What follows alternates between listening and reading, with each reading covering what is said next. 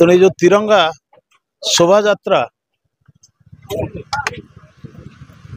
जातीयतावाद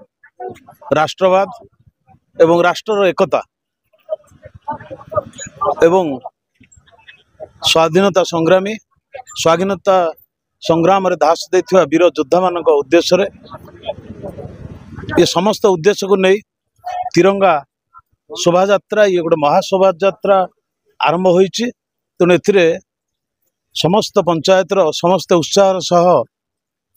योगदान करछन्ति एवं समस्त को गोटे मैसेज जाउछि स्वाधीनता संग्राम जो हेइतिला स्वाधीनता दिवस जो उपलक्षे समस्त घरे तिरंगा पताका लगेवा पई एही हिसाब रे आयोजन हेइछि एवं ए जो आयोजन हेइछि एथिरे आज मु देखुछि प्राय समस्त पंचायत रु बहु संख्या रे स्वेच्छा रे समस्त तिरंगा पताका धरी शोभा यात्रा आरंभ कर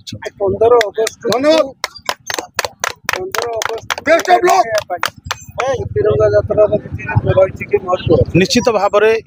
ये हूँ राष्ट्रीय एकतार प्रतीक। अगस्त 15 जो स्वाधीनता दिवस पूर्व ये जो आयोजन होती ये निश्चित भाव में गोटे स्वाधीनता भारत किभली पाइथिला एवं किभली भाव में देश रे लोक स्वाधीनता दिवस को मन पकईवाई से आज ये जो समग्र नियाली निर्वाचन मंडली रे सबु स्थान रे यही शोभा यात्रा आरंभ होइछि। स्कूल रे या पूर्व जो लोक माने देखुतले केवल स्कूल रे अगस्त 15 पालन करबा एबे जो 3 दिन धर की 4 दिन धर की जो कार्यक्रम आपण चलै छथि स्कूल पिला को सहित भावना सृष्टि कर देखंतु ये होछि राष्ट्रवाद रो चिंताधारा एवं राष्ट्रीय एकता या द्वारा जो